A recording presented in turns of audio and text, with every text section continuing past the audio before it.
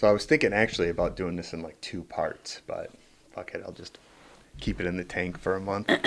But 2 part. I mean, I'm fine with 2 parts. I was actually too because I don't know. I was going to reach out to you, and then I'm like, oh, maybe I'll save it for closer to like open, because I purchased that InBody. I don't know if you saw my post or not about the. I have an InBody 570 machine, so it's a composition analyzer. It's like one of those. It's a medical grade FDA approved scale that you stand on that sends like the electromagnetic impulses through your hands and your feet, and it gives you the version that I bought is even, I got sucked into, buying the one that was a step above, but it measures obviously like skeletal muscle mass, body fat, but then it'll even give you like intracellular and extracellular water.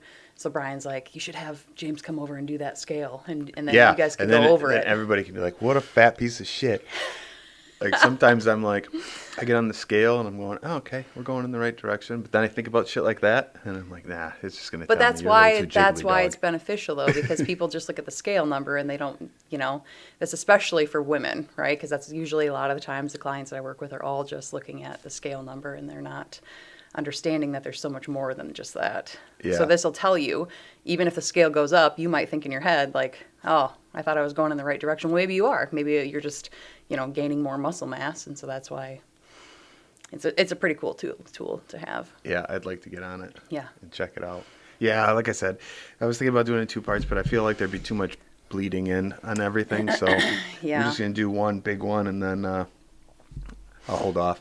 Maybe if I get some clips that don't like allude to the thing that we're gonna talk about today, I'll put those out to get people kind of excited and ready for the podcast. But Okay. I can wait. So it's basically it's the first Tuesday in March is when you go to city council. Yeah, and then I figure by then it's probably going to be. Well, it's public And record. I mean, the only thing that it's all recorded and that kind of stuff. So there's not really a way around it. What's up, guys? Welcome to the James Boudreau podcast, where I sit down with people from all walks of life to talk about their stories, experiences, and ideas. This podcast is brought to you by Watson Motors, the official studio sponsor. If you're in need of a Jeep, Ram, or Dodge, or whatever, these guys have you covered with great deals and even better service. So hit them up in Manistee, Benzie, or Ludington, or check them out online at watsonmotors.com. Listen, support the people that support the show. Now let's get into it. So you're going to be a new business owner here in Manistee, and I don't know if anybody can see this. I'm going to grab your deal here. It's a pretty sick logo. Now, we've known each other for a long time, and it's mostly been in the gym. Yes. Pretty gym much setting. 100% of our knowing each other is in the gym. And I was thinking about this, preparing for the podcast. Dave's gym. Fit USA? Yeah. Fit USA in the Man, I love Kmart that Plaza. place. It was a great fucking gym. I loved it there. And that's when I first met you, was there. Now, we're going back at least 15 years for sure. Mm-hmm. So,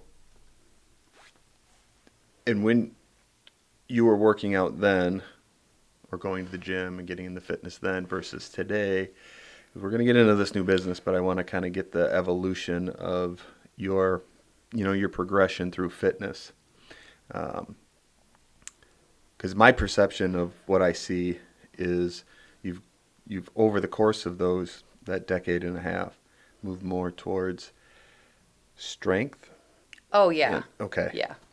Yeah, so I started, I mean, if you want to go like way back, I mean, high school, I mean, I think I just went to school to play sports. That was really the only reason, I did everything that I possibly could and was athlete of the year my senior year and all that, and then you kind of fall off that a little bit, I guess. I went to Michigan State. I played some club stuff, but, there really wasn't a whole lot there. Kind of went to the gym a little bit there, but not anything real serious. And then I came back after graduating, working at the DHS because our office is now moved, but it was right next to that gym there. And I just was, I just liked, going in there, lifting, running, and actually I ran the Detroit Half Marathon. So that was kind of the first like real serious thing that I got into. And that was probably back in 2013. And it's funny to think about now because I would go in and I'd run like 7 miles and then go like and squat, which is something I'd never do now, Well, but you're learning. yeah. Because you said 2013. I mean, like, really, where would you go to figure out what's a good thing to work on? There's so much more information now, like readily available to people as far as, but also that can play a downfall too, because I think it confuses a lot of people and they don't really know what's right and what they should do and what's, who's kind of just trying to sell them something or, so then I started running, and then after that, lifting, and then then that was when the gym moved over to the Subway location. And I'd always been really interested in bodybuilding and that, so I decided to do a bodybuilding show. So that's when I did the one, competed in the figure class up in Traverse City, the bodybuilding show that they have up there. So totally winged it. Like, didn't have a coach, again, like there's stuff online, but there wasn't like a whole lot of stuff back then. That was back in like 2016, I think, is when I did that, 2017. Did my own prep.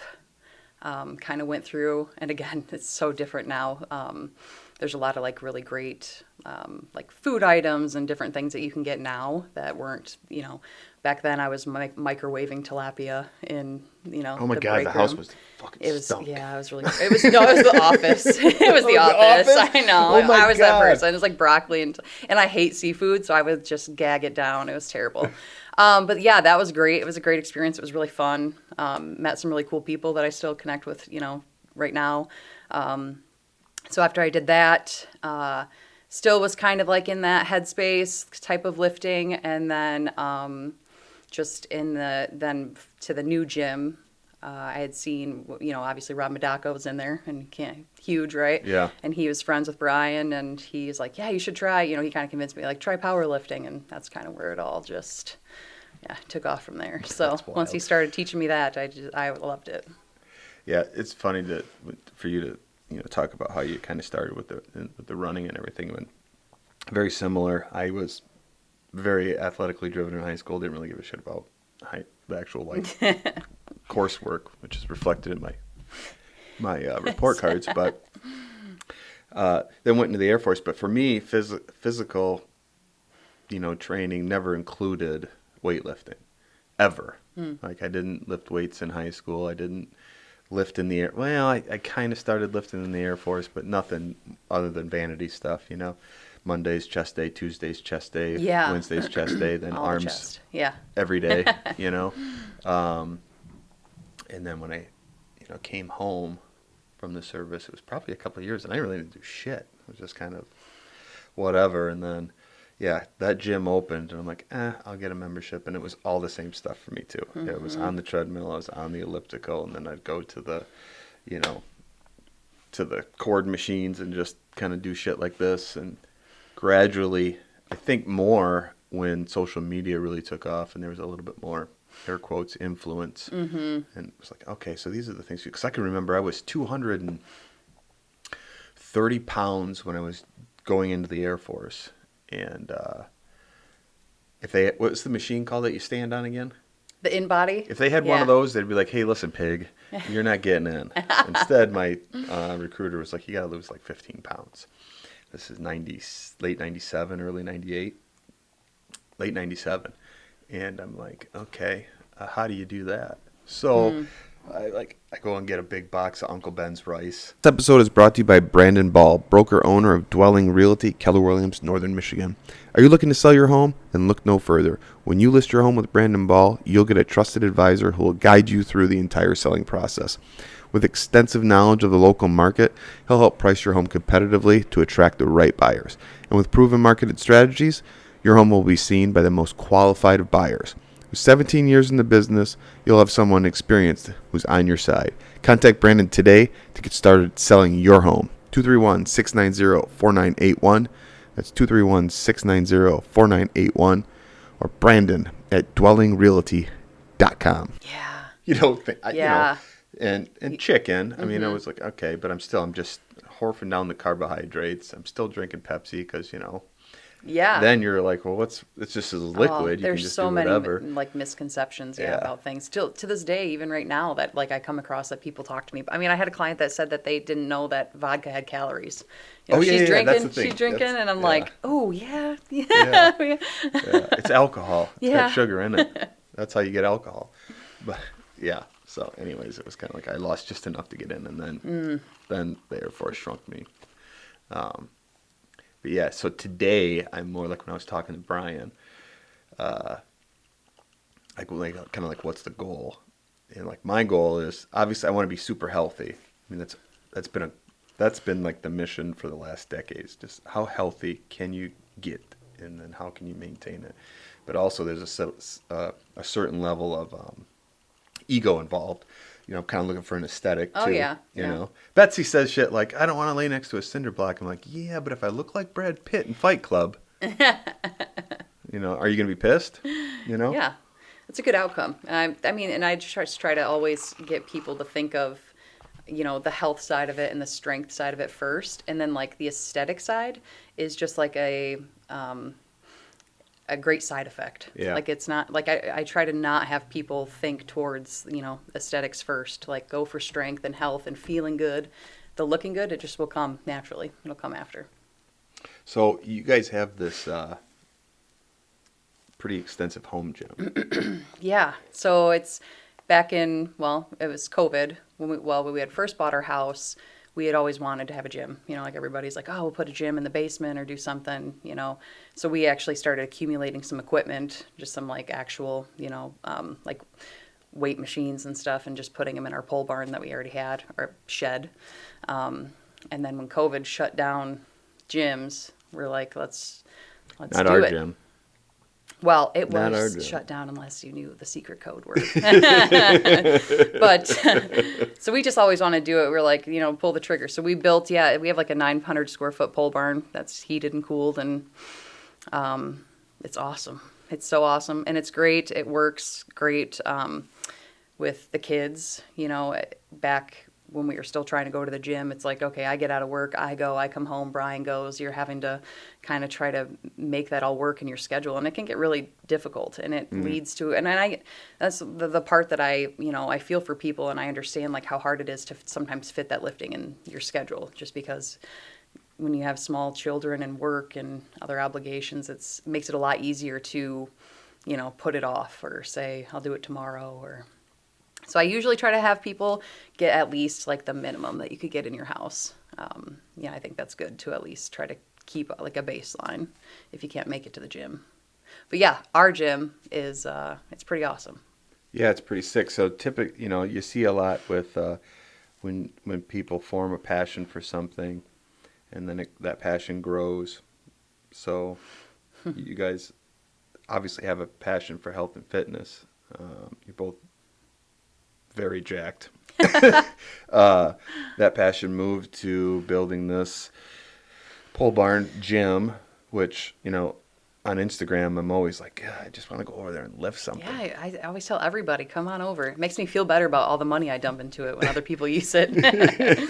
And so, like, that passion, you built that, like, at what point did you say, we could do something even bigger and kind of bring it to Yeah.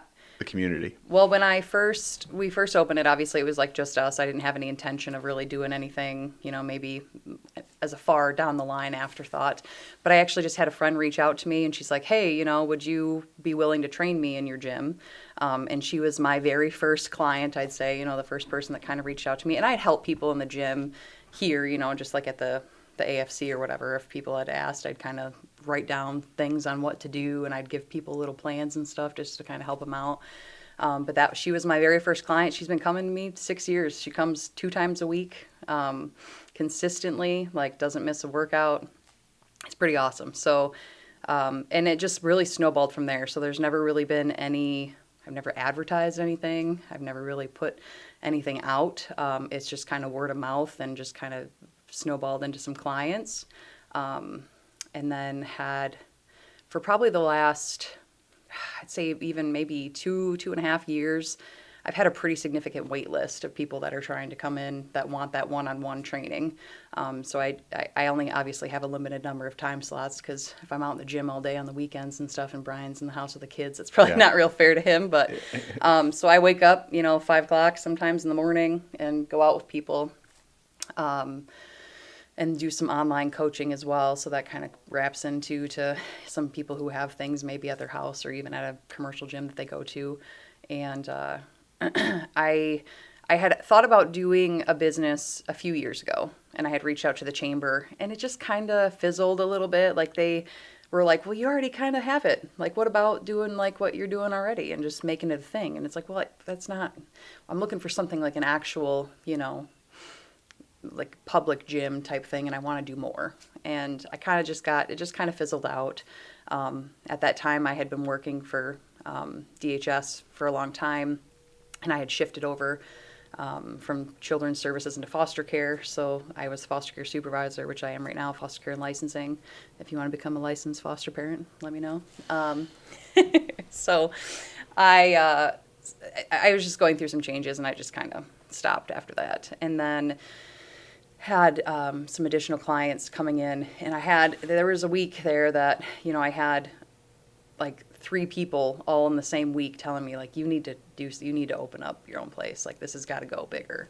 And yeah, then it just kind of started from there. I had like a really big picture in my head. I kind of wanted, what I really want to do is like a sports complex. There's nothing for kids to do here in Manistee, especially in the wintertime. Obviously we have like Crystal Mountain and that kind of thing, but I really wanted something, my little kids, there's weekends when it's real snowy, like we go to Meyer to walk around. Like, there's nothing. We're like, let's go, because there's just nothing, we go outside, but when you have little kids and we've had this negative 30-degree weather, it's hard to. Yeah, it's hard to go outside. I get it. You're outside for an hour, and what do you do for the rest of the day? So I thought something like that would be really cool for the community, but found out, I'd need about $1 million, so I don't have that.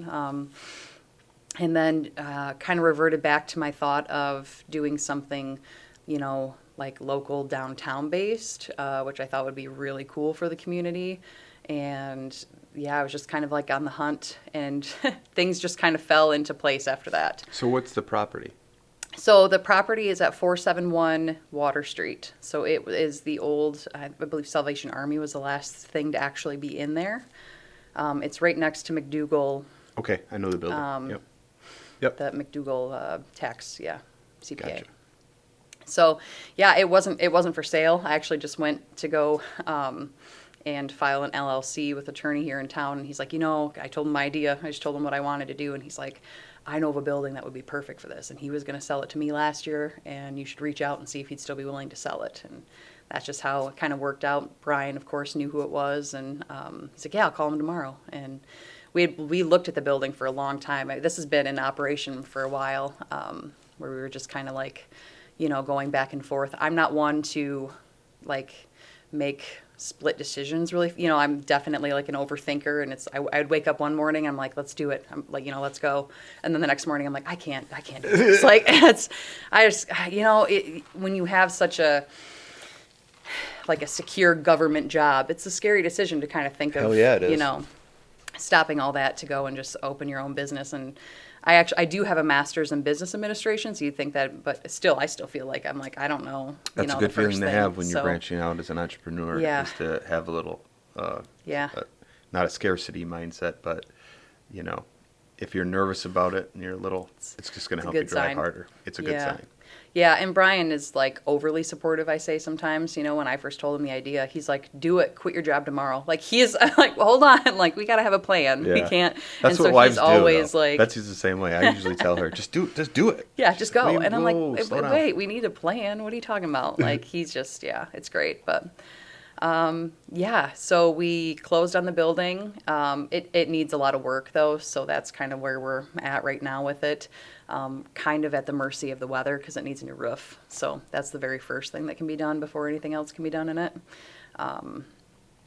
But yeah, hopefully end of summer, hoping to get a opening. Have you looked into the facade grants and stuff? Oh, yeah. Okay, good. Yep. Yeah, the chamber has been amazing. I mean, that's working with Carmen and Andrew and, talking to Carmen. Carmen was one of the people that pushed me. She's like, you do it. And I mean, she's fantastic. Any person that ever wants to do anything in the city, I mean, definitely reach out to the chamber. She was so helpful. I would just bring up an idea like in passing to her, and she would immediately grab her phone and da-da-da-da-da. I just sent you an email to connect you to those people. Like she was on it. It was awesome. She's been really helpful. Andrew as well. Everyone over there has been really great. So the property itself, you had mentioned some things to me in a text when we first started talking about this. I can't remember what they were, but it seemed like you've got a grand plan for this. You do, yeah. So can you kind of touch on what Yeah. you're hoping? Yeah, so the building itself is, it's kind of in like an L shape, so it's about 4,500 square feet. So it's separated into 3 different rooms. So the first room I'm going to have is going to be just like the matching machines that you would see in a gym, like all the weight stack machines. Nice stuff though, not anything. Everyone keeps asking me like, are you going to take stuff from your gym now and put it over there? And I mean, I got some nice stuff in my gym, but it's not, aesthetically nice, right? Yeah. It's not matching and stuff. So I'm like, no, it's going to be, think a little bit more high end, things that are in there. I also want to get a couple specialized pieces that aren't, it's nothing that you can get at AFC. It's nothing you're going to see at the Health Connection. Some cool stuff, pendulum squats and some of the like glute bias machines that are out that are new that are pretty cool right now. Probably a belt squat machine, things like that. And then the middle room is going to have more of that like powerlifting strength, like hardcore feel to it a little bit. So I'm thinking like that will be all. I'm going to have multiple squat racks. No one's ever going to have to wait for a squat rack in my gym. That's going to be the rule. That's okay. Most people skip leg day. I remember texting when Brian and I used to go to the gym because, the DHS is right next door. And I'd text him, like, today's my leg day, like, save me a squat rack. Because, everybody would flood that place at 5 o'clock. And I would go make him, like, stand in the squat rack until I'd come over so that I wouldn't have to. So I'm going to have multiple squat racks. I'm going to have multiple. I want 2 Smith machines, the front and the back. I'll have double free weights. I'm going to have some in that room, some in the front. There's a couple other things that I kind of wanted to duplicate a little bit. Have a couple deadlift platforms in that middle room. It's going to have like the darker kind of layout with those cool hex lights on the top is what I'm thinking. Nice. Then the third room, which I am really, really excited about, is going to be a recovery room. I think that a lot of the times people, especially that are new to lifting and they don't understand how much the recovery aspect of it. You get it in a lot of kids too, right? Like, no pain, no gain, and they lift every day, and then they sleep for 5 hours or 4 hours, whatever it is. Like the recovery portion of it is really important. So we have a men's and women's sauna going in there. So there's going to be 2 separate ones. Yeah, it's going to be sweet. I actually just met with a contractor over there last night, and he showed me some of the plans that were laid out, and it was awesome. I'm so excited for it. So some of that, some red light, trying to integrate, see how I can get like a cold plunge in there. I know there's different commercial ones that you can get, so we can go right from sauna to cold. Let's go. Massage chairs, looking at some of the Normatec, like the legs. You might be more familiar. I think it's more like a running thing, right? Yeah, I'd be down for that shit. Yeah, like I'd be down for all of that recovery stuff. Yeah, stuff. So that's going to have like just the mood of, this could be so recovery. Perfect. The timing of this could be so fucking perfect because if you do open like late summer, which would be sick. Yeah. It's right around the time when I go do my Ironman, so my body's going to be torched anyways. Yeah. So being able to go perfect. and do that, because we've been Betsy and I have been talking. We already do the cold plunge, but we've been talking about getting a sauna for a few years now. Yeah. And it's just like the issue that we have with getting a sauna is that we really believe that we're not in our forever spot. So having to move, and people say, it's not that hard to move the sauna. But it's getting it in place and getting all that stuff. And then if we do decide to move, it's hard enough to move. That's hard enough to move. Yeah. Yeah. But definitely, I've been dying to do the saunas. Cold sauna, sauna cold. It's so great. I mean, the studies behind that and the science behind sauna is just like, it's fascinating to me. You talk about like with your running and the Ironman, I mean, it increases your VO2 max, your respiratory rate. I mean, it's just all positives, and there's so many different positives. I mean, it says that it reduces all-cause mortality by 40% by going in it 4 times a week. 40%? I'll take it. That's crazy. I'll take it all day. Yeah, and it's great. Like, yeah, put me in. Like, Yeah. and it's relaxing. That sounds great. So, yeah, really excited about that.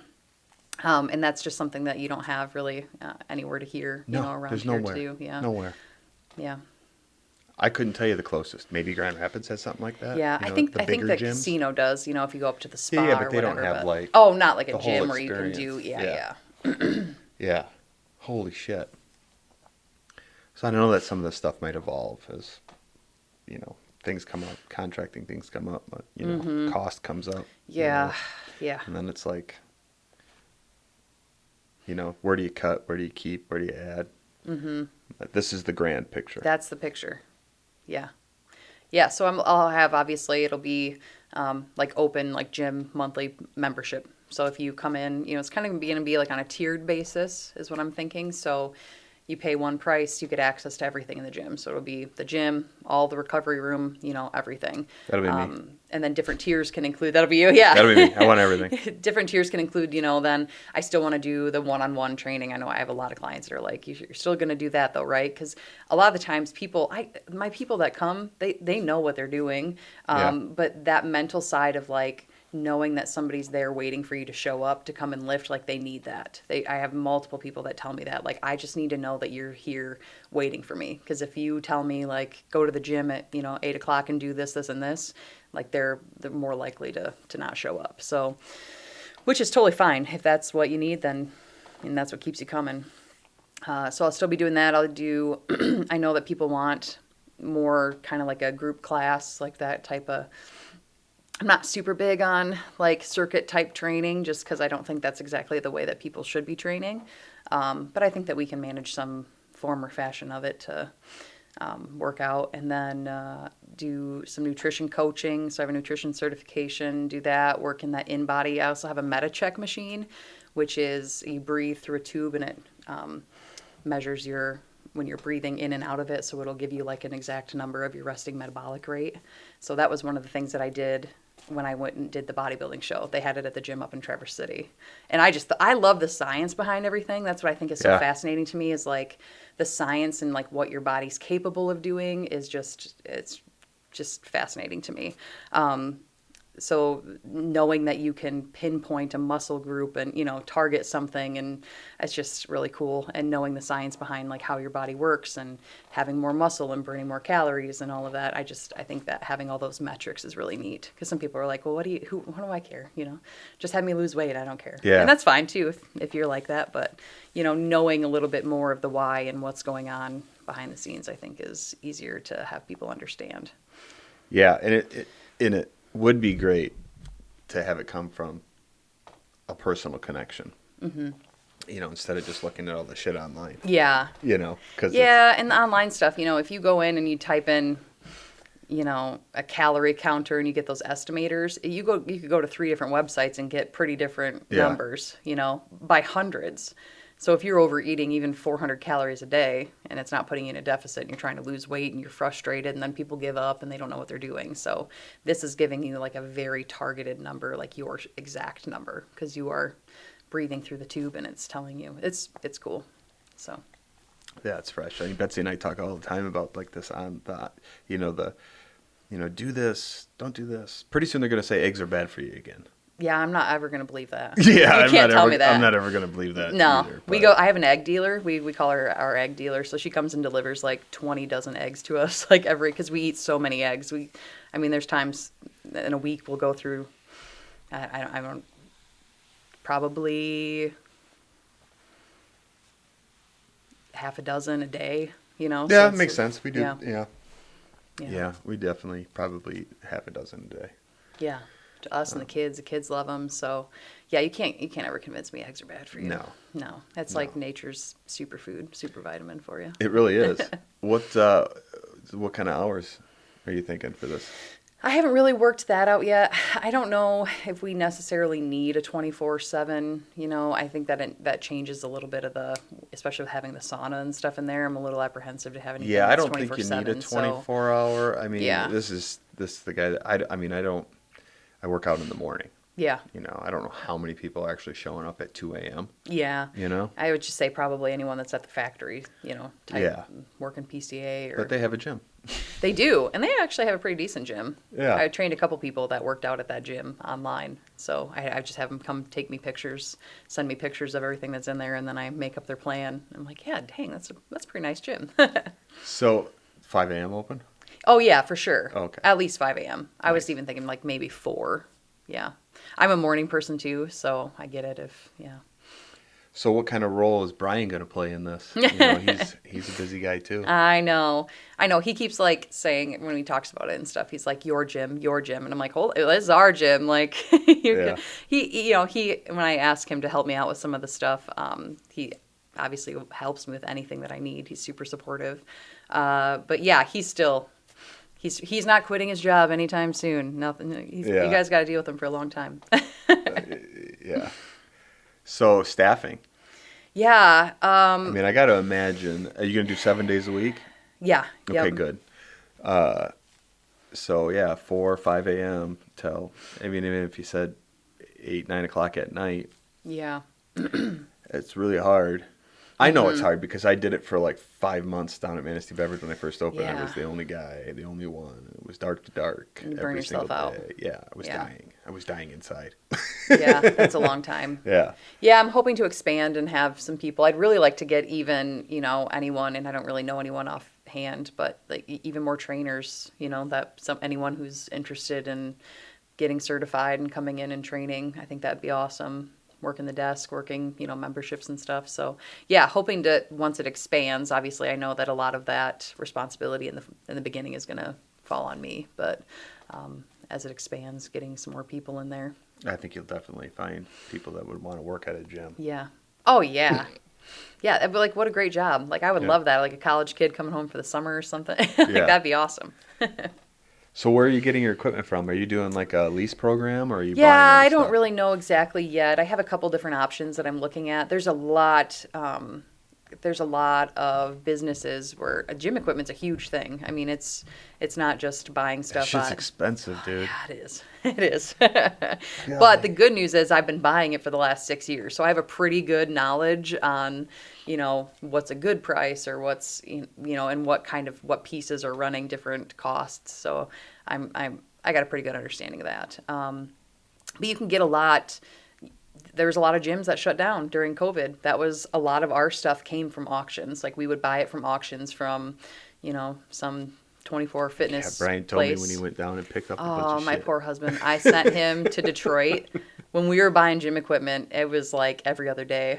Hey, I need you to go drive to Detroit to go pick up the squat rack or pick up these weights. Or he was a trooper. He never balked at anything. He's like, oh, okay. I got to stay home with the kids. So I stayed home. Well, at the time it was just Dean. So I stayed home with him, and Brian drove all over the state to go pick me up stuff. So yeah, I'm hoping to get, once we can get kind of the new roof and some stuff, we need some Serve Pro mold restoration in the building.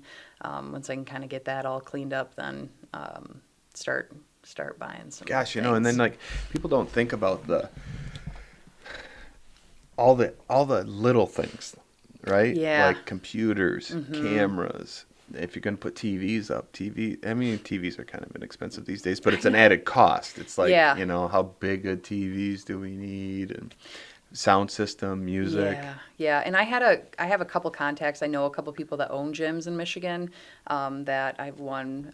It's kind of a family friend that owns a gym in Grayling, and then actually my powerlifting coach that I've been training with for a few years. He owns the gym down Rochester Performance Gym down in Detroit, and they were super helpful with me. So I've sat on the phone with both of them, kind of, tell me everything that I need. What am I looking at? What are costs looking at? Because I don't know in the beginning, what's the insurance going to cost me? What's, Right. how do you guess when you're creating a business plan, like utilities and then plus the sauna? And so it's just a lot of Googling. It's a lot of, cross-referencing and trying to ask other people that maybe might know, but they're also in different locations than us. So then that's kind of difficult too. But Yeah, I think I have a about pretty that. good- The insurance side of it. yeah. It's got to be nuts. Yeah, it's pretty It's a big chunk because you're obviously the insurance on the building and then insurance like for the business and the facility and what's going on in there. And Somebody has a heart attack. yeah, that's not going to happen though. No. No, that'll be good. No. I was just thinking of back in the day when Fit USA, speaking of me, when I say it, I'm a morning workout guy. I couldn't sleep one night, and I went to Dave's at it was probably 2:30, 3 o'clock in the morning. It was wild. You had to turn the lights on, right?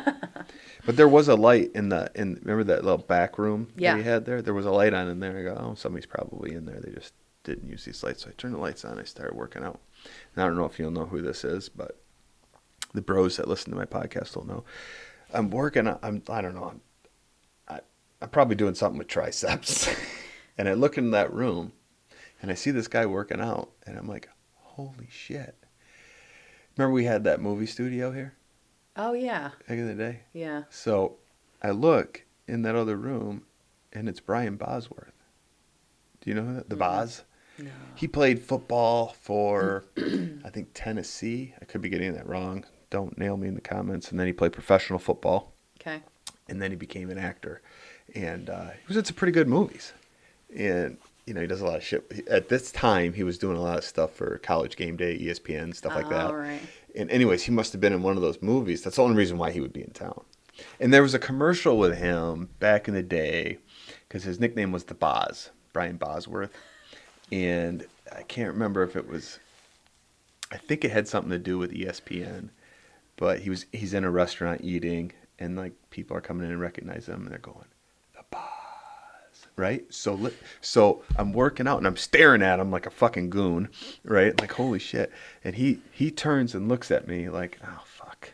Like somebody recognizes me. And I looked right at him and I went, the Boz. And he fucking starts laughing. Okay, at least like, he laughed. Yeah, I get it. I'm like, I'm not going to. And I didn't say shit to him. And I didn't go up to him. Didn't ask nothing. him Just let him do his thing. But I'm like, that's crazy. Oh. But yeah, there have been a few times where I'd go in there on a weird hour if I couldn't sleep. And there was a little old lady that would come in and clean. Oh. In the middle of the night? In the middle of the night. Just Okay. take a wet wipe around and just wipe everything with a wet wipe. Yeah. That was when it was at the other old? Yeah. At Dave's. At Dave's. Yeah, whatever happened to Dave? Is he still around here? I can Shout only out to Dave. We speculate. need to get him on here and see what he's I know, like, see what he's up to. He was obviously a vet, and I think he was he had some stress, some PTSD and stuff like that, and I think there was something that he had to be done. And that's what made that gym so great though, is that Dave loved it. You go he'd in work there out. and he wanted to talk to you about lifting. He wanted to talk to you about, Dave told me, I just still remember even having that conversation with him, telling me what protein powders to buy, what's good versus what's not good. He taught me that. It's just, I don't know, it's just nostalgic for, and that's the place that I want. I want something like that. I want it to be community driven. Yeah, I'm not a big CrossFit person, but just of the actual. It seems like that would track though. You would be into that new shit, that Hydrox or Hydrox. I know. I haven't really seen a whole lot. I see a little bit of it, but yeah. I want the community feel of it though. I want people coming in this gym. Everyone knows each other. They know each other by name. They're there because they love what they're doing and they want to be there, and having that conversation and that just community feel to it. That's what I feel is missing from both the gyms that are here right now. Now it's going to be fresh. Yeah, I mean, it's you just go. It's a room with equipment. It's a room with equipment and no shade. I mean, yeah. I can do what I need to do there, and I do see the exact same people every day because we all are at the same time, But and I'm sure some of that's just going to translate. The thing is, it's how many people are you going to take away? You know what I mean? To make it a thing, because I'm not a multiple gym, Yeah. I know a couple older dudes that go to the gym only on the weekends, only to our gym right now, only on the weekends because the Health Connection is not open. But and they all just kind of come together, and they have memberships at both places because it's mostly a social thing, which is fine. Yeah. It gets people, even if they're doing Yeah, 10, totally 20 fine. minutes on something, but it's a lot of rag chewing. But that's wild to me that people have multiple gym Oh, I have a memberships. client where she goes to Chicago to work sometimes or just vacation. They used to live there previously, and she has like 3 gym memberships in Chicago. She's got one here. She goes to the AFC. She's got, she comes and sees me twice a week, and I'm like, man, yeah, they just. She's hardcore though. She's not missing any workouts. Yeah, I try not to. I'm big for that. I was going to say something about, so Dave, talk about being a good guy. When his membership, he sold all the memberships to the Yeah. other gym. And he gave out veteran discounts to vets. And like my membership was like $15 a month. Yeah. It was fucking nothing. Like he's losing money on me because I'm going every day. Yeah. And when he sold everything. So then I go over and I'm sitting down, like signing the new paperwork for the new gym, and the guy looks at me. He's like, $15 a month, dude. And I'm like, yeah, It's great. it's crazy. Can I get my my thing? And I definitely still hasn't changed. It didn't change. Oh, good. I was gonna ask, did they honor it? Nice. Which is wild. So Yeah. when I signed Betsy up over there, obviously hers was a lot more. And I'm like, Yeah. yeah, well, you should have started when I did. Yeah.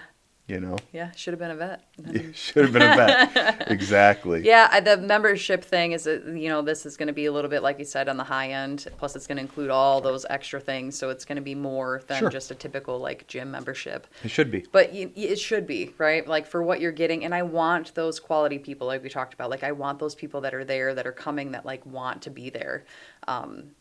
It's kind of like the opposite of like the Planet Fitness mentality, right? Planet Fitness makes their membership so low that they bank on you not coming. Right. Like they don't want you there. They don't want you there. No, they don't. If Planet Fitness had every single one of their members show up on the same day, they'd have to the fire marshal shut that building down because they sell however many thousands of memberships and they have 300 capacity in their gym. So they're hoping that it's so low that you just forget about it, right? And they kind of bank on people, that feeling that you think you're doing something, right? Like, well, I have that gym membership and I'm not going to cancel it because I'll go next week. I'll go next week or I'll go next month or I'm going to start after New Year. So I really want it to be the opposite. I want people to feel that this is an investment in their health, in their future, and show up. Like, I want them to show up. I want them to be there. Yeah, I think you'll find it a very large segment of people that are Yeah. down for that. I mean, we don't skip on health and fitness. Yeah. And I run with people that don't skip on health and fitness. If there was something that elevated it, this sounds like it's going to be a very elevated gym. I'm stoked. I wish it wasn't February. Yeah. But I don't want to push it too fast because you want it to be right. I get it. Yeah. Yeah. I'm pretty impatient, and my contractor definitely knows that. So.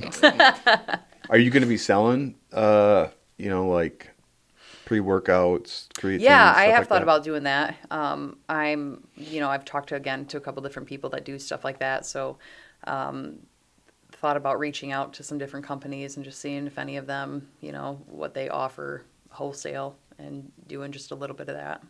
A little bit, because I'm not really actually big. We talked about, back in the day when we used to go to the gym, it was all about, I would if I didn't bring my headphones or my pre-workout, I would just be done, this workout's going to suck. But I can't really even tell you the last time I took it's here and there. Like, I don't even really take it that often.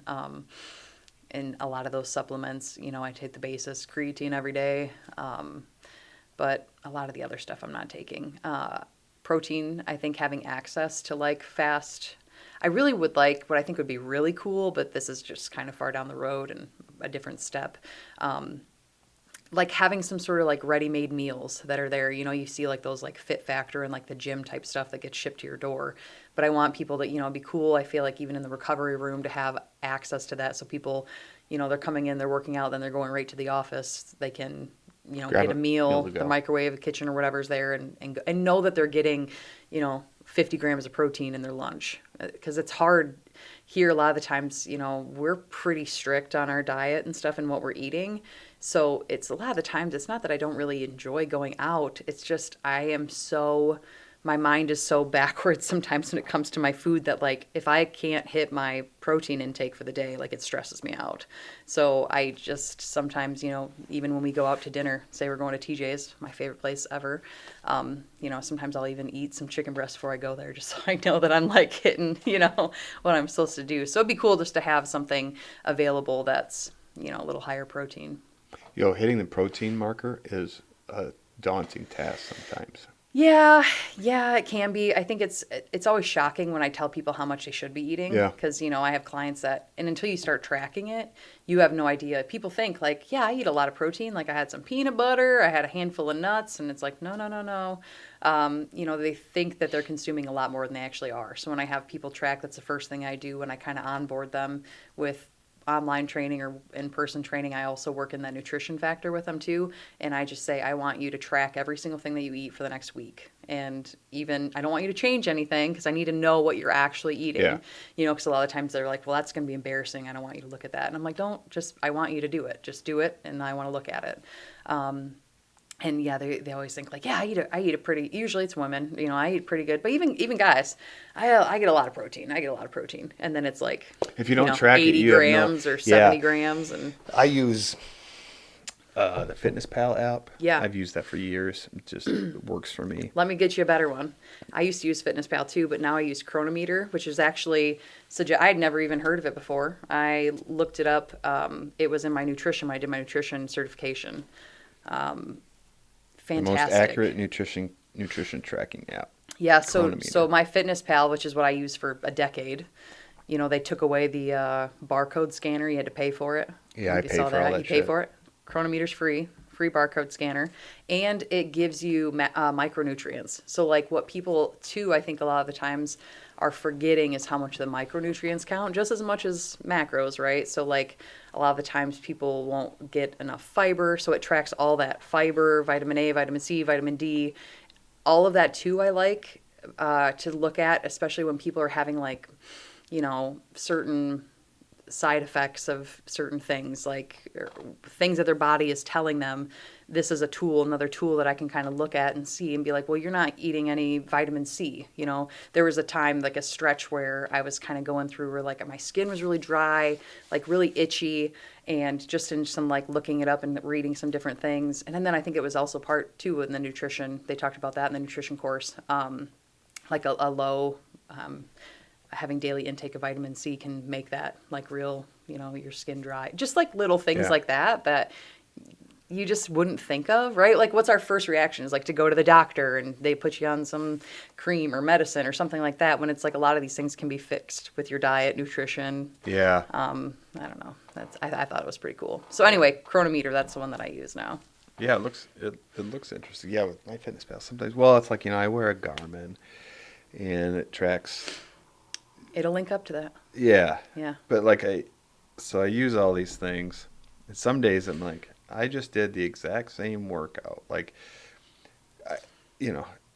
my rest days are low impact zone 1 cardio. Yeah. So like I do something physical every single day. So like if I do that, like that workout in particular, because I know when I'm lifting, things do change depending on how hard I'm going. But that workout is the same workout every time. It's just 50 to 60 minutes. It's very low impact, low zone 1 cardio. And some days it's like I'll look at my watch and be like, oh, fuck, I burned like 90 calories. Yeah. And then today was my rest day, and I burned 350 doing the same thing. And I'm going, what the fuck? Because, when I'm trying to watch my intake, because I need to lose at least 20 more pounds so that I'm a little bit leaner and faster for my race. It just, when you're carrying the weight, it's hard for 6 hours. Oh yeah. And so I'm trying to, shrink. And I've lost more weight in the last couple of months than I thought I would have lost by now. But I'm doing it all based on calories in, calories out. Yeah. Right? Yep. So when I see that, I'm like, there's no fucking way. Yeah, So, a lot of those trackers too, and like what your watch is telling you is pretty inaccurate. yeah. So I wouldn't be too like worried about that. I know it's Brian. I always laugh because anytime he folds laundry, he'll be in the laundry room just folding his laundry, and his watch will bzz, bzz, and it's like dynamic workout started. He's like, I'm got my dynamic workout going, So it's like that stuff is pretty inaccurate. Yeah. But as long as you're tracking that calories, I think that steps is a pretty good indicator, right? So like, and you're just like moving. I always have people track their steps and then anything that they're eating, and then you can kind of adjust to there. But yeah, some of the other stuff is. I have a lot of clients that'll start their watch, when they start a workout in my gym with me, and I don't know how accurate that really can be. Yeah. Or when you're on the elliptical or something and it's telling you like you just burned 600 calories. Like no, Nah, dog. it's so off. It's so Yeah. off. It's not even close to that. Which is why I like tracking what I eat, because Yeah. I am very much a creature of habit. Same. So I eat the same breakfast. I eat the Me same too. lunch, Yeah. dinner.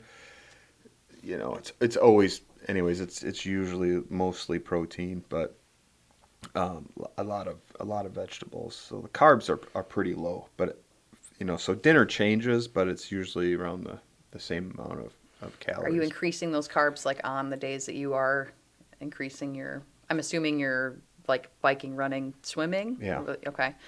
Are you increasing those carbs like on those days that you're doing those things? Yeah, on the really big training days, Yeah. I'm training my stomach to handle, Okay. because you have to put in a lot of food. Yeah. And it's Yeah. this is probably something a dietitian doesn't want to hear, but like the fucking goos Oh and yeah. those quick carbohydrates. Yep. You gotta I went through that when doing the half marathon. you Yeah, gotta train your stomach for Yeah. all that output, Yeah. because you got to take it in, or your muscles are just gonna say, and that's where I screwed up last year. In last year's race, I felt amazing coming off the bike, but I wasn't taking in enough carbohydrates. And when I started the run, Crash. everything felt good inside. Lungs felt good, mind felt good, Yeah. but my body was just like, what are you doing? So it was a struggle bus to finish, but your boy finished. The swim is first, Swim, and then bike, bike. run. Okay. Yeah. Yeah. Yeah, that's tough. I don't Yeah, know. That's it's the fun. exact opposite of the stuff that I do. So, Yeah. like, I'm kind of in that. I try to go, and I really need to.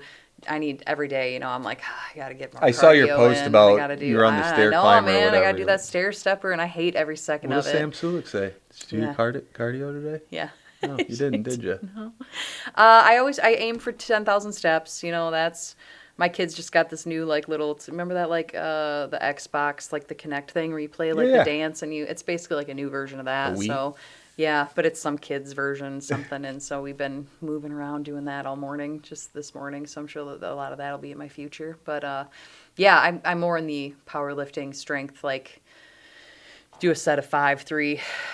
Pull out the lawn chair, kind of sit for 10 minutes and then do my next set. So I got to get more into the cardio a little bit more, but yeah, I kind of like to bounce back and forth between like the bodybuilding type stuff and powerlifting, but Yeah, Arnold would say in pumping iron, when he was talking about cardio, he's just like, we'll just lift more faster. yeah, or whatever. yeah.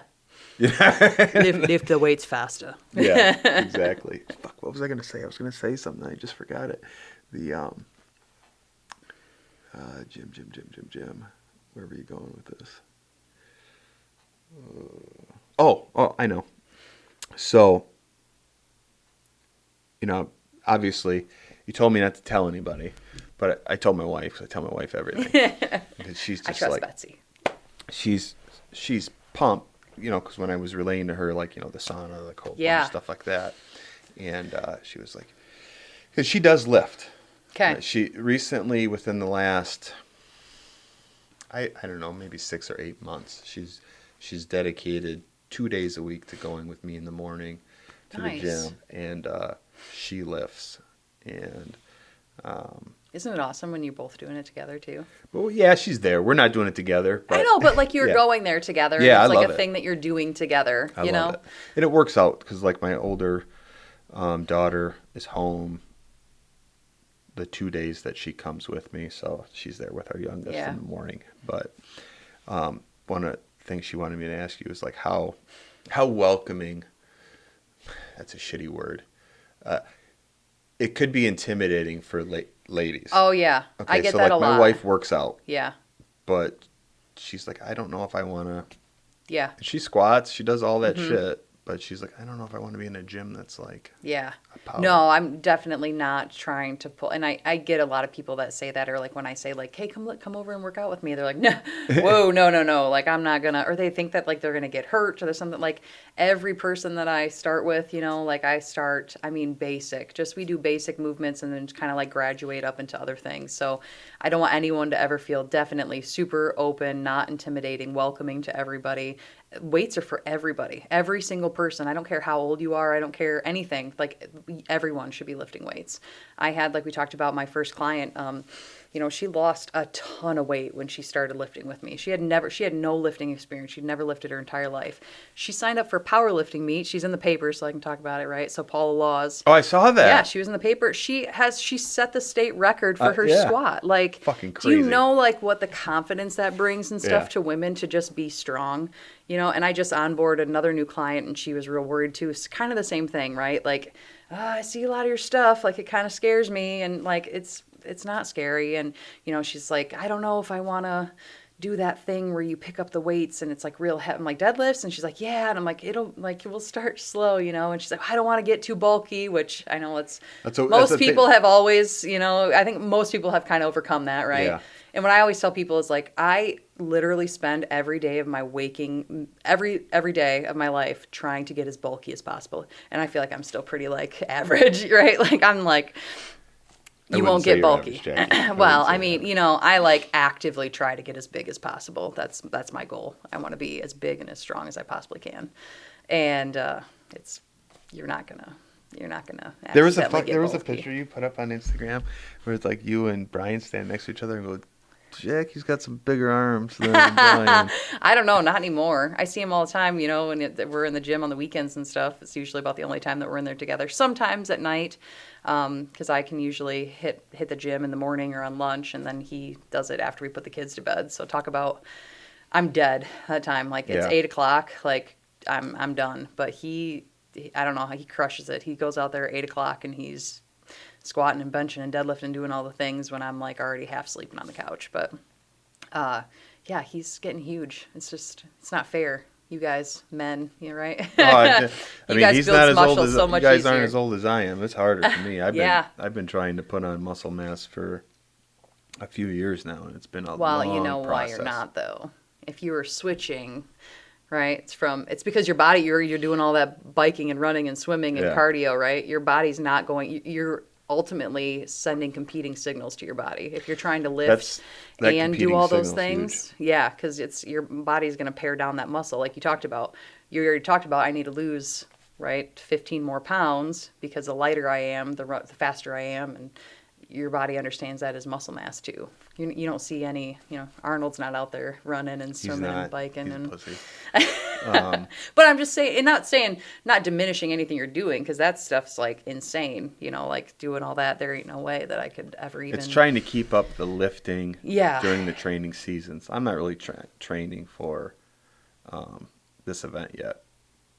That won't really start until like spring, and then the running will kick up more, and then the biking will come into play. I swim like once or twice a week right now at the pool. But then it's when you're trying to put all three of those disciplines together and still lift, because, you still got to keep your strength up. But so I'll go. Yeah. So like when people say like bulky season, like I don't know if I'm in like a bulking season, but it's definitely the majority of my working out is lifting right now. Because I'm not much of a running on the treadmill guy, and the older I get, the less I want to be out running in the cold. Yeah. But so like when that kicks up, then the lifting goes away. So then I have a body's like, what the fuck are you doing? Yeah. The phases are okay, when you're kind of coming in and out of like lifting and all that other stuff. But yeah, it's hard to maintain the both. And that's, even I see it, because people don't even really know, I feel like, the difference between powerlifting and bodybuilding. But they are completely different disciplines, and the way that you eat and the way that you train looks completely different. And so like I even kind of struggle with that in my own mind of going back and forth and like gaining the size and then gaining the strength and how to juggle the both of those things. Besides like creatine and protein, you said you don't do Yeah. pre-workout. I think it's more of an addiction for me now, the pre-workout. It's like a habit, right? Yeah, Routine. it really is, and none of it, I don't know. I went through a little bit of a time where I was just doing creatine and no pre-workout, maybe some coffee before the gym, which is fine. But now it's back to like just being a routine, like just You drink pre-workout before you run and bike and swim and all that? yeah, and Ugh, electrolytes. see, like and that would everything. make me feel terrible. Yeah, but I pound it. I do a electrolyte drink first thing in the morning when I Yep. wake up. Good. I slam that before I start, anything else, and then wait a little bit, have coffee with Betsy before I go to the gym. But then it's pre-workout, and I'm doing like somewhere between 10 and 15 on the creatine right now. I've Okay. worked my way up, worked myself past the diarrhea. And Yeah. If you break those doses up, that's actually will alleviate the stomach, the gastrointestinal issues. So if you take like 5 in the morning, 5 in the afternoon, 5 in the evening, if you're trying to get 15 a day, by splitting those doses up, it will reduce that. Well, that's good. Well, like I said, I went through You're it, already so past it now. I'm used to it now. If anyone wants to do more, you don't want if to you break shit it your up. pants, break it up. But aside from like creatine, and I'm assuming protein powder every now and then, are you using anything else to help with So I actually performance? did. I did some blood work with a. She's an exercise physiologist. She works out of the gym that I have the powerlifting coach down in Detroit. Their place is awesome. They know what they're doing. Everyone there love it. They're real supportive. It's just a really cool place. They have hosted a few meets down there, the powerlifting meets. Her name's Jenna, so I kind of did some blood work with her. And she recommended just a couple things. I was just doing like DHEA, and then I'm doing the 7 keto DHEA, which is kind of just a different variable of that, and then just supplements like copper and things like that. So that's really about it right now. I've tried I'm kind of interested in some of the peptide stuff, but sometimes I also feel like I don't know. Is it really working? You kind of like get into some of that, I don't know. But the things that have really changed for me from Jenna is not even, which I tell everybody about because it doesn't cost you anything. So a lot of the biohacking stuff that I'm doing right now is last winter, I was sick the entire winter. I think I had strep throat 3 or 4 times, sinus infections, ear infections. I mean, I was well during the winter for a cumulative of maybe 10 days. I would literally feel good for a day, boom, sick again, and I would be out again, which just, it was depressing. It would impact everything, the way, obviously, how you feel. I was just constantly just tired, you can't breathe or sleep at night. The lifting sucks because your head's all congested and feels like it's going to blow. So that was kind of part of the reason why I reached out to Jenna. Hey, I want to get as big and strong and jacked as possible. And also I'm always sick and I'm doing all the right things. You talk about consistent. I have eaten chicken and broccoli for lunch for the last 10 years. I don't eat anything different. Maybe once in a while I'll throw some black beans if I get a little crazy. I'll put some, but we are just creatures of habit. We meal prep every Sunday. It's the same thing every single week. So I don't eat processed stuff hardly ever. I don't hardly ever drink, maybe 3 times a year. I go to sleep when I'm supposed to. I mean, I'm doing all the things I'm supposed to be doing. I'm taking my vitamins. I do everything. I lift, I run. I was doing, should be healthy, right? Yeah. And I just was always sick. And people be like, wow, you got little kids at home. But it was never the kids. It was only me. The kids were sick here and there, but it was me. I was working from home. I wasn't even around people. Why am I sick all the time? Yeah. I'm not even exposed to that many people. So reached out to her. I did the blood work with her. She gets the results back, sit down with her. I've done it now a few times, but she has helped me really understand the science. And it's really a lot of things that I already knew before talking to her, but it's once, you kind of get into making those changes and seeing the results that you're like, holy shit, this actually works. So all summer, she talks about the benefit of going out in that first morning sunlight. Yeah, yeah. Right? So the first hour or two of sunrise, like getting that light directly into your eyes. So that's setting off like the clock, right? The circadian rhythm of your body right first thing in the morning. So that's giving you like the cortisol boost, the energy, the alertness. It works with a lot of your, like how your body is feeling all throughout the entire day, like stress factors. So I would just go out and that was easy. Like I'd go out and walk the dog first thing in the, like I'm a morning person anyway, so that's fine with me. And it was great. Like it felt good. Like it was quiet, you know, out where we live. I'd see deer and bald eagles and like I was like, man, I just love this. Like it was great. So I started doing that. Well, then we kind of get into the fall and into like winter. And I'm going, what am I doing when the sun doesn't come up until after I'm already at work? You know, now I'm going back to the office a few days. If the sun doesn't come up till, you know, after or 8 o'clock or whatever, like how do we do that? So then she talked about the cold immersion, right? So like getting your body out into the cold. So right, I was like, so do you go for a walk with like a light jacket? And she's like, no, like it's got to be like skin, right? So like, oh, okay. So in the fall and even early winter before we had all this crazy, crazy snow, I would go out first thing in the morning. You don't want any artificial light or anything else, you know, hitting your eyes. So all the lights stay off in the house. I immediately wake up and go outside in my shorts and my sports bra. That's it. I wear gloves if it's real cold and just walk circles around my driveway, up and down the driveway in the cold, like 30 degrees, just walk out there. So I've been doing that every single day.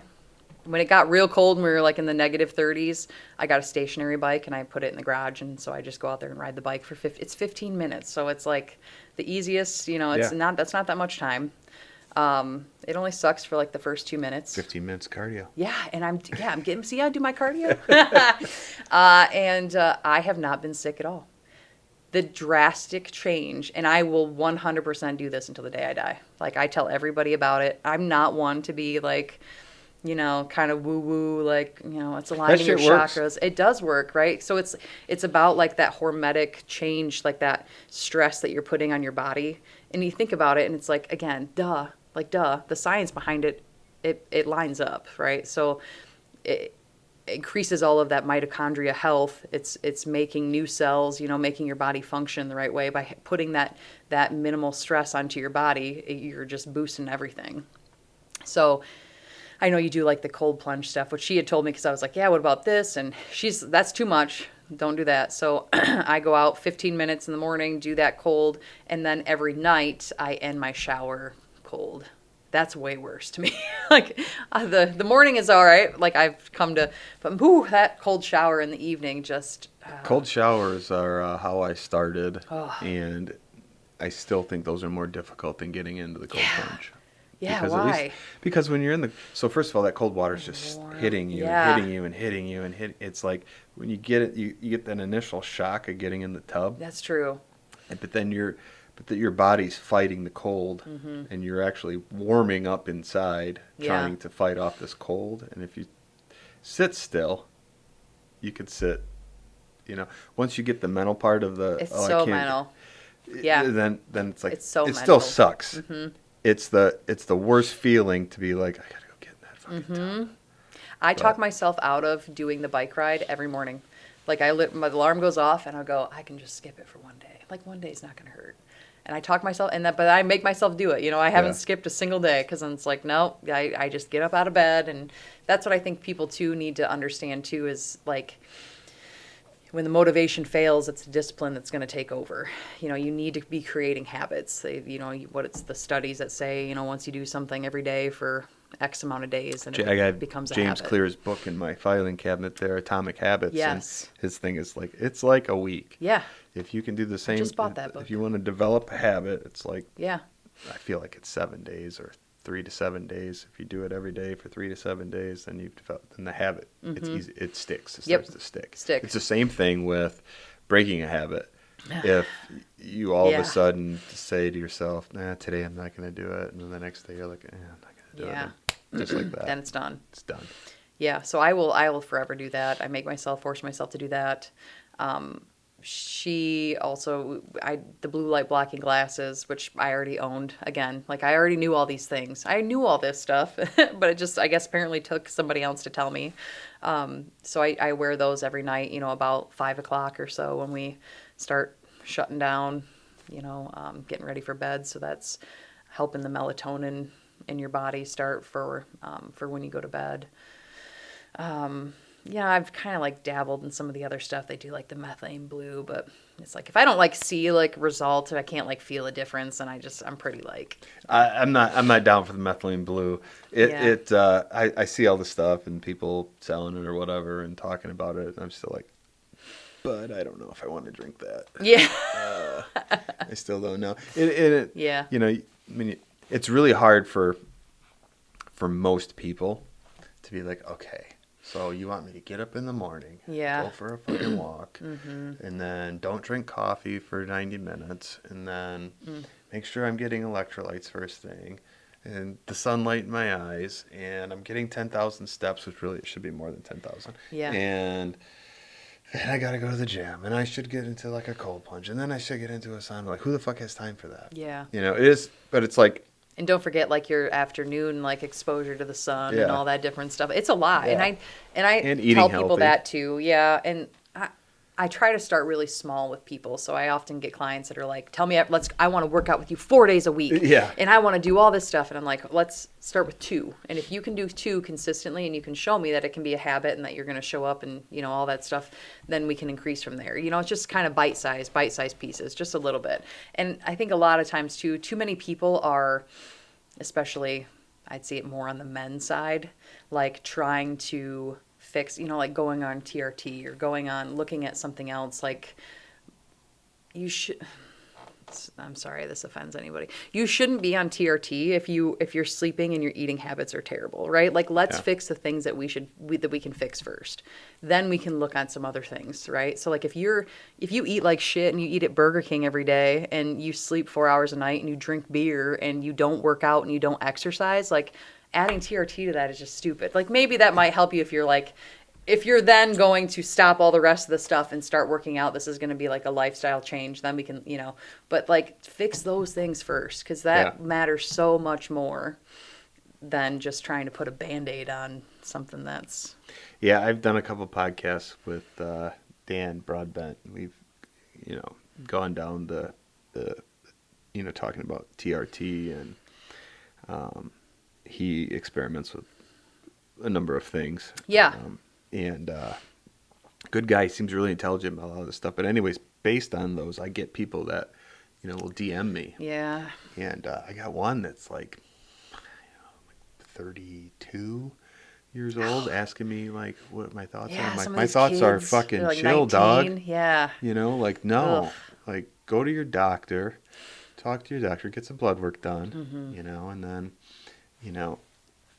think about all the things that you're doing that are negatively impacting what you if you think you've got low T, like you just said. Do that first. And I'm not negative TRT. I think that testosterone's fantastic. I think it's fantastic for men and for women. It's, it's mostly thought of as a male hormone, but women have testosterone the same way that men do. We can have the same symptoms and side effects if you have low T. It can change your life for a woman too, but you just have to, go after the low-hanging fruit first and the things that you can change that. And I think that science is also evolving behind that. A lot of the times there's such a huge discrepancy between what's in the normal range for testosterone, right? Like if you're, even if it's super, super low, because you can go all the way up to, 1100. Yeah, 1200. And it's like, but normal range is from 2 to 1200. Well, you're going to feel the person who has 200 level test is going to feel a lot different than the 1200. Yeah. But so doctors, I think they're going to start kind of coming around to a little bit more of. But right now it's hard because you go to a doctor and they're like, "Oh, you're normal." And it's like, "Well, I feel like shit." that's kind of the route that I went down. I think I talked to Brian about this too. But like, so both Betsy and I have we go to private companies for blood work, which I'm really into. Like right now we've gone through that Function Health. I don't know if you're familiar with them or not, but I do all my stuff through Life Extension. And it's like 180 biomarkers and all this shit. When I actually because I had my blood work done and then I went to my physical and I took my blood work into my doctor. He was like, "Holy shit! Like this has Yeah. to cost you like $4,000." I'm like, Yeah. "Nah, it cost me $500." Yeah. You know. But the cool thing about it is when they gives you, when they go over it all with you, not my doctor, but Function, and they're like, "Hey, maybe you need to tick up your vitamin D. You should probably get on an omega-3. Like for Betsy, she had high iron, and or is it high or low? High. Usually women's low. That's It was interesting high. if it's high. And so she's been trying to get that dialed in, giving blood, whatever. Yeah. Trying to. That's really good for guys too. Yeah. That's really beneficial for your health to Especially donate if I'm blood. on steroids. Yeah. But I'm not. You know a guy, let me Not know. yet. Yeah. I'm open to anything. I mean, I figure by the time I'm 50, I'm going to be like, just give me the fucking sauce. Yeah. I'm tired. I mean, I go back and forth in my head, right? Where I'm like, I get real curious and I see the people online and they're talking about it. And it's like, at the end of the day, though, like it's still research chemicals, right? Yeah. And a lot of that stuff. And it's like, you don't want to do anything that's going to cause some sort of health issue that's going to take you away from your kids or something. No, just because like you talk about, just like a little bit more, a little bit more, a little bit more. And then, yeah, it's. Yeah. Well, I mean, like for me, for health span, for me, I want to be able to make sure that I can still do all the rad shit that I'm doing right now. Yeah. I don't do, like, none of this racing stuff I do is air quotes high level, but, I want to win my age group category. Yeah. I want to be faster. I want to be stronger. Yeah. I want to, I want to have a meaningful relationship with my grandkids. Yes. You know? And sometimes people are like, "Oh, Jesus Christ, dude, like chill." And it's like, Yeah. I know people that are my age that look like they're 60. Yeah. So. Yeah, I don't have a lot of chill. That's probably one of my downfalls. Is like when I do something, I want to win it. Like pretty competitive still in that nature. So when I kind of go all in and get pretty like lasered into it. So I try to have a little bit more chill, but and that's probably part of the part. People don't want to come and they're scared if they want to come and lift or something. It's like you don't have to be. It doesn't have to be like that. Like just I don't know. Some of that stuff too is a little. Until you see some like long-term effects, like you talk about like GLP-1 stuff. Yeah, that shit scares me. Yeah. And, I know there's a lot of like chatter and conversation about like, what does the gym industry look like when because I mean, that's just the science behind that they're looking at a pill right now that will actually put muscle on you, like kind of combating what the GLP-1s are doing. And there might come a day when you can take a pill and don't have to exercise because that pill is going to, make you lose fat and build muscle and do those things. But yeah. And what I like to tell people too, that if you're on a GLP-1, like that's even more important for you because, how that's working, which a lot of the times people don't know, they just take it, right? You're just in a calorie deficit. It's just making you not hungry, right? It's sending those chemical signals into your brain. It's slowing the gastric emptying. So you're feeling more full. I know you're like, ooh, you're just full of shit all the time. What their farts smell like? Yeah, maybe. But those are the people that it's so important because you talk about, again, your body's always just trying to be efficient. Like that's all it's ever trying to do is adapt to whatever you're giving it. So if you start this GLP-1, you're not hungry, you're eating 1,000 calories a day, your body's just going to pare down everything, right? Because it's going to understand that it's not being fed the way that it once was.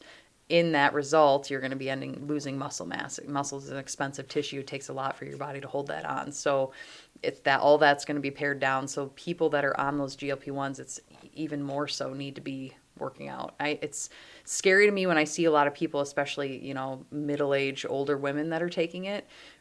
Women already are at such a higher increase of, losing muscle mass and bone density, not eating enough to maintain all that. I mean, the risks of sarcopenia being so under-muscled. We don't have a lot of times people think we have an obesity problem. We have an obesity problem. People are too fat. We have an under-muscle problem. People don't have enough muscle mass. That's what the problem is.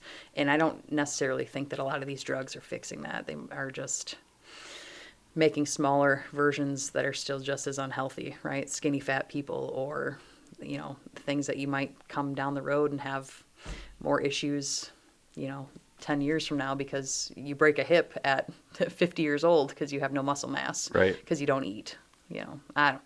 Yeah, so, I mean, like with the GLP-1 stuff, it's like, I mean, if you're super overweight, it could be a good thing to help kickstart as long as you are, I think they're exercising. beneficial. I think I'm not anti GLP-1 as long as you're doing it correctly. Yeah. And doctors aren't telling people the correct way. I've talked to a lot of people who were like, doctor was just like, oh yeah, you qualify, checklist, here you go, right?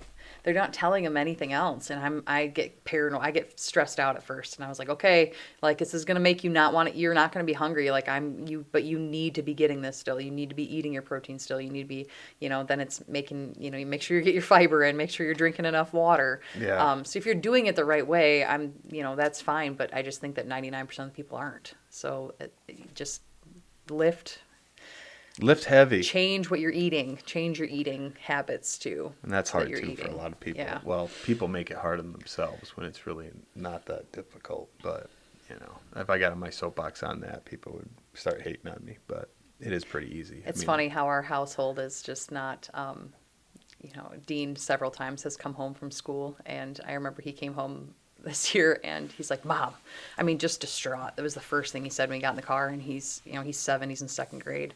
And he's like, we had walking taco for lunch today. And I'm like, all right. And he's like, do you know what a walking taco is? And I go, yeah, it's, in like a little bag. He goes, it was Doritos, Mom. He go, I told the lunch lady, my mom's going to be real mad at you.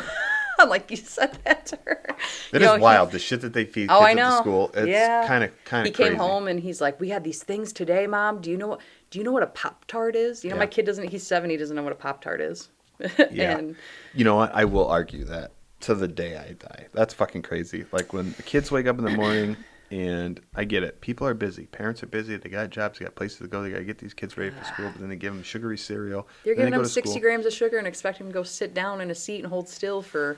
But that doesn't stop there, though. They leave the house after eating that shit. They get to school, and then every kid gets a breakfast if they want it. And usually, like Mary would come home and she'd be like, "Yeah, we had like a Pop-Tart or a cinnamon bun right when we got to school for breakfast," and then lunch is this overly processed shit, and you wonder why your kids are like, what the fuck? They got ADHD and blah, blah, blah.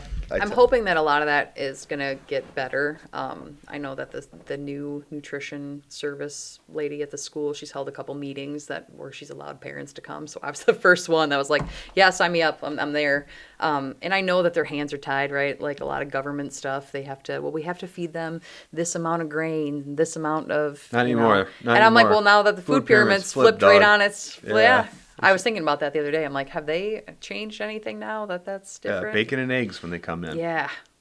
That'd be awesome. That would be awesome. My kids, that's all they eat. They eat like we eat.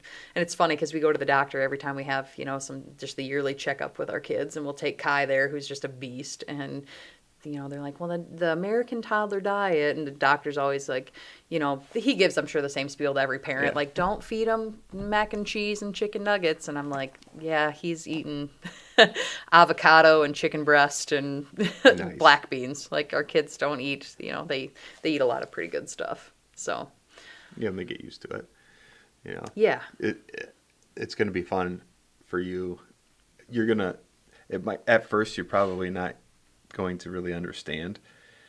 But when you look back, your boy's growing up in the gym with you, because they're going to want to be there. Yeah. I know they're in school or whatever, but they're gonna be there. Yeah. They're gonna come there with Dad, or you're gonna bring them in one day, and they're gonna do shit. Like I look back, I have these pictures that pop up on Google because Mary grew up basically the first 5-6 years of her life at Manistee Beverage, and like she had her own team shirt, and like on days where like Sundays, I'd have her come in early with me and.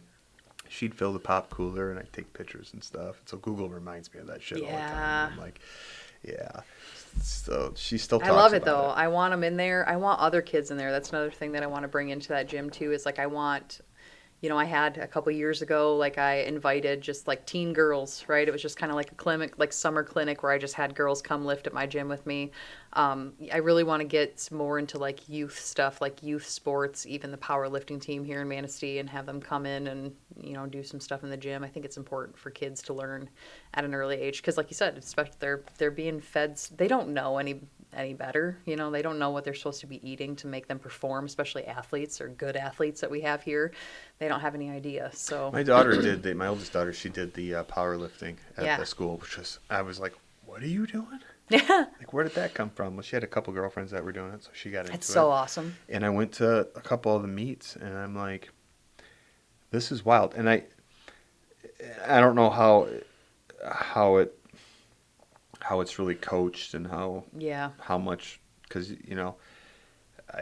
the other schools that were there, like I could see some of these schools were Yeah. like, they're dialed into this Yeah. shit. Like these kids. And I don't know if it's different for them or if it's just because they have like actual coaches that want to like specific powerlifting coaches that are I mean, in I it. 'Cause think it's all maybe just for a club. maybe for a few of the kids, it is right. It's a club. It's not through the school. Yeah. But I think for a few of the kids that were on the team, they definitely have some guidance. And this is no shade or whatever, but like when Helena didn't really have like a coach. Yeah. Like they were just like, hey, these are the things you need to practice. And when they could get in the weight room, they would practice, and then boom, there's a meet. Yeah, and there's so much skill, especially that goes into lifting. Like, And yes, technique. And I know that I don't have the best technique with some of these lifts, and I'm watching some of these kids do squats and deadlifts, and I'm like, yeah, be careful. God, but not even the technique of that. Like we just helped out too, and like they like even the spotting and stuff. Yeah. Like, a couple kids folded under some bars, and we have spotters, but they're not. Spotters know what to do? Like yeah, there's a little bit more. And like you talked about the technique. Like last year, one of the kids that lifted in the powerlifting meet, and he was lifting and ended up going to state, but he came over into my gym. His dad reached out and was like, hey, come, work with my kid a little bit. He was in my gym for an hour and a half, and we went over just all three of the big lifts, right? Squat, bench, deadlift. And just by changing the technique, in the next week, he put 100 pounds on his total between That's crazy. the three. Just from because they slap these belts on, Yeah. and I go, "Do you know why you're wearing that?" He's like, "No." Do you know how to use that? No. I'm like, "Let me show you then," because once you know how to brace and breathe, and it changes the way that you can lift and squat. And they got these kids that are like, they're like 13 years old, and they're sniffing the smelling salts, and then their knees cave in, and like their knees touch on the squat, and I'm like, oh God, again, let's start with the basics. Yeah. Why are we doing? You don't give that kid smelling salts. Yeah. I know one thing I wanted to ask you before we finish this deal up was, obviously, you work with DHS. You also are on the board of the Child Advocacy Center? Yeah, I do. I'm an interviewer at the CAC. Yeah, so my job through DHS, I've interviewed kids. That was what my sole job was, case manager, talking to kids all day, every day. So they need an interviewer there, so I've been doing that for, 5-6 years. And Brian, being the head law dog of the county. Law dog. What I'm tracking at here is, all right, now you're going to be a business owner, and you both have sensitive careers currently. I mean, Human Services, Child Advocacy Center, Brian being the sheriff, the marketing and social media aspect of in today's world of being a business owner, you got to kind of put yourself out there. How comfortable are you with that? I do think. Not to say that because what your current career is, but I mean, you guys both, I think, just by default have to come from a certain perspective of guardedness. Yeah, that's something that I think about a lot. I've actually already bought like books to read to try to be a little bit more like sociable. I mean, I guess, and putting it out there. I'm a pretty much like I'm a little bit of an introvert. I think sometimes I'm more of a homebody. Brian is definitely the exact opposite. He loves people. He loves talking to people. He loves being in front of people. I mean, he can hold a conversation with anybody when I'm the one that's kind of like, can we leave yet? I want to be back on the couch and be at my house. And I do kind of like keep a lot of like the social media and stuff like pretty locked down because of that. But I think that in both of our careers, and especially Brian, like Brian works in such a way that, he gives somebody a ticket and they thank him at the end of the, what I mean? Like he has a way to be respectful with people. And I think he's always been like that. And I'd like to think that I'm like that as well with people that I've worked with. So, it's definitely something that's crossed my mind, but hopefully won't be too much of a hurdle, barrier. Don't read the comments. Yeah, social media. I hate social media in general. I get pretty mad. That's one of my big. I think that social media is definitely like the downfall of our society in the comments. Yeah, and unfortunately, when it comes to like marketing, Yeah. just having a website's not enough anymore. Yeah. You know, I see it's just some of the things that people say. I mean, even like the sheriff's office page or TJ, my friends that are business owners, Yeah. TJ's, friends get with wild. Leah at Bob's Roofing. And I'm like, how is this contentious right now? How you're Yeah. arguing under like a Bob's Roofing post? Like, it's Yeah. just, I don't know. So yeah, just try to ignore it, I guess. Yeah, I do. Yeah. Fuck 'em. Yeah. Yeah, I say all the time that if I'd be just fine if somebody hit Control Alt Delete on Yeah. social media. Keep YouTube and Spotify, but I have a problem with that too, and that's what goes back to like the kids Yeah. stuff. That's something we don't let our kids have screen time. Our kids have 2 tablets and they stay in the gym. If they have to come out in the gym with us on the weekends, we let them use them for the hour that we're out there, but I also make Dean earn it. So he either has to do 3 pages of math homework in this math book, or he has to do 2 pages and walk on the treadmill. So I make him physically earn it and mentally earn it, and then he can have a little bit of that screen time. But yeah, I think that there's way too much just free range kids that are on tablets and computers, and I don't like that.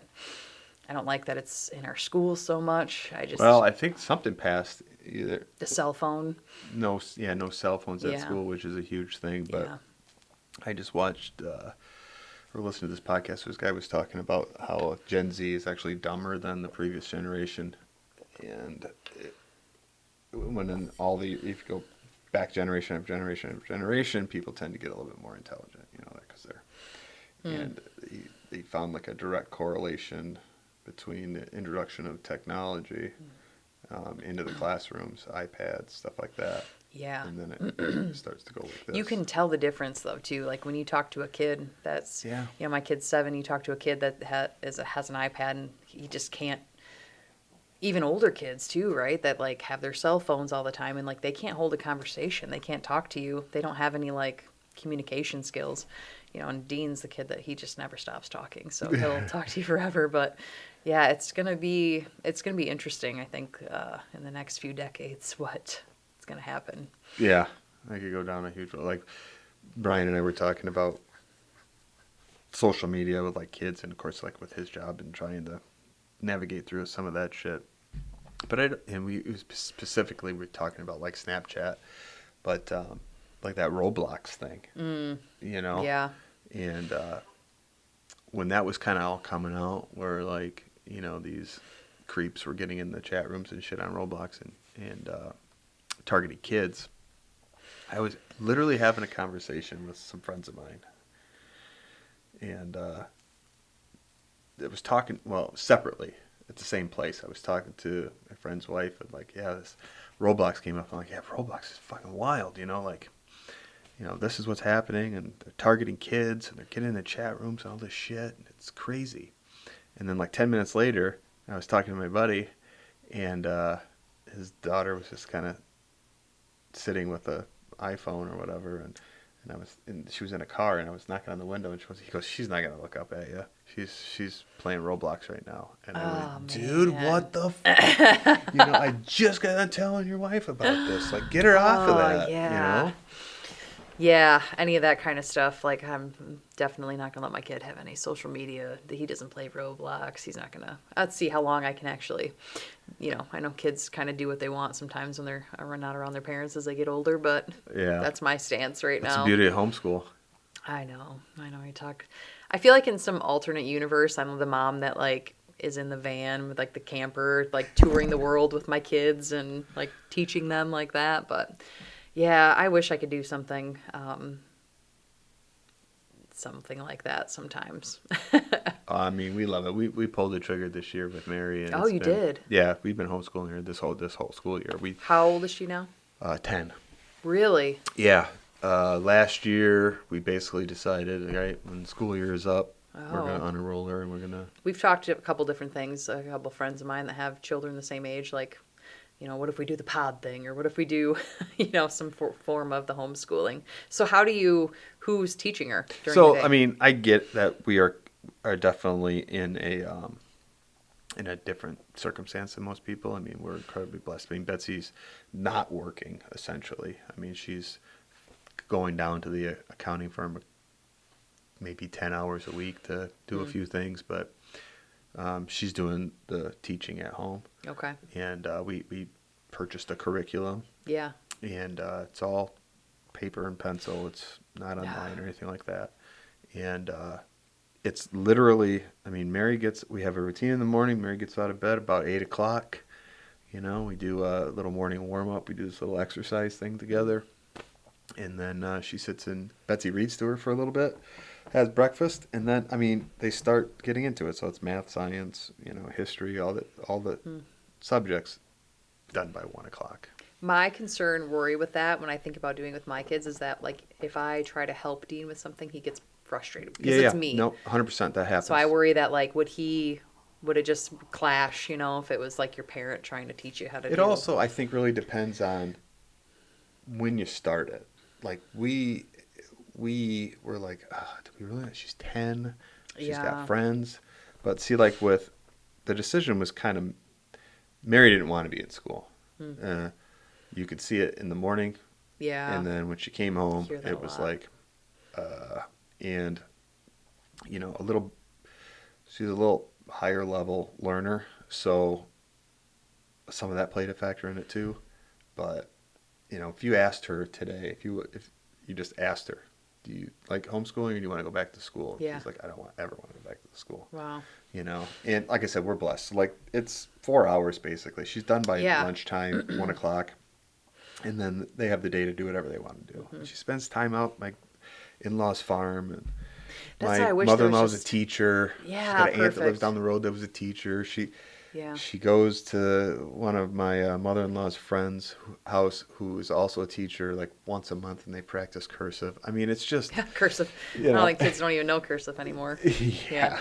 If they were to open, like, take MCC and open, like, a school, like a Montessori type thing, but, like, even older, where we're doing more outside, hands-on, that place would be packed in That's a day. the thing with boys too. Yeah. Like Yeah. raising boys, and you take them and put them in the school, and Expect them to sit still by for... fourth grade, it's like one recess. Yeah. You just tell Yeah. all those hormones running through that kid. And it goes against everything that, like, I truly passionately believe in. You Yeah. know, like being outside. And in the summertime, our kids are outside. I lock the door. Like, you are not going in the house. Like, you are outside from the second we wake up in the morning until the sun sets. Like, we are outside and they love it, but they love it. You know, Dean has definitely become a lot like me, I think. I've always been, like, big sun person and, like, just sun worshiper. So these last few days when it was really sunny, he'd, you know, walk outside and just see him stop. And he's like, Mom, come here. And he's just, you know, closing his eyes, facing towards the sun. And you need that. Like, being under so many artificial lights all day long is just not, it's not good. It's not How good old's for your you. oldest? He's 7. 7 and 3. You know, maybe not this year, but I'll send you some stuff. I don't know if you're familiar with the 906 Adventure Team. No. Oh, dude. Mary and I did it last year, and we're doing it again this year. I'm a volunteer for it. It's a mountain bike club for kids. It's in Ludington, and it's every Tuesday starting like June 9th through mid-August. So it's like 11 weeks, I think, every Tuesday for 11 weeks. And you meet there at 6 o'clock. So I'll send you the stuff. But anyways, it started up in the UP, and now there's like a pretty large amount of chapters within Michigan. There's some over in Wisconsin, and there's one in Indiana. But it's kids from 7 to, you can go all the way up to 17. So, and I volunteer, but all the kids are set up in age groups.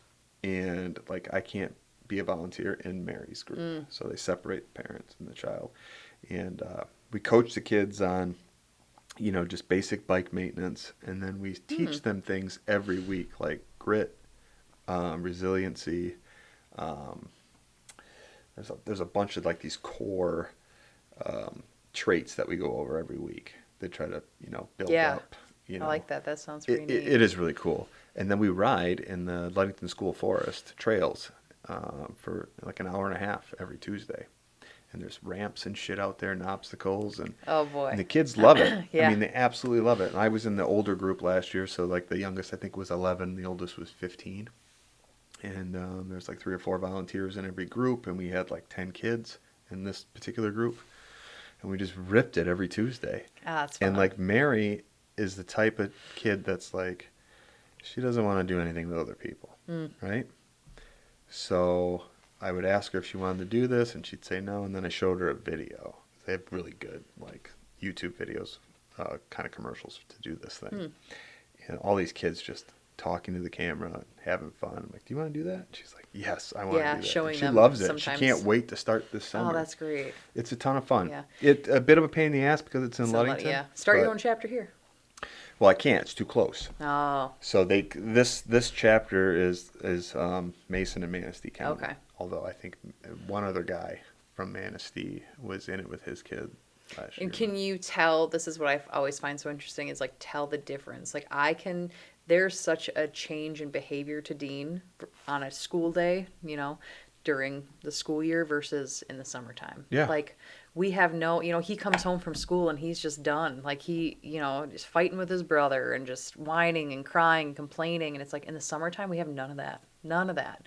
He's outside and he's getting the fresh air and he's getting the movement and the exercise, and it just makes your body feel so much better. I don't know if you notice like a change in how, Huge change. like, yeah, she just probably just like feels way better doing that. Way better. I mean, acts she better just had a and- ton of anxiety. She was Yeah. just, that last year, I think she missed like 20 some days of school. We kept telling her like, Yeah, there's a lot of kids. they're that gonna have come the same- over. They're gonna come over to the house and tell you. Yeah, a lot of kids are having that. But I did ask Dean when we had talked about some homeschooling stuff, like, would you want to stay home and have mom teach you? He's like, no. Yeah. So he's not. And He's very sociable. He loves his teacher. He and loves the- everybody at the school. And the other hard thing is if they're athletic boys. Yeah.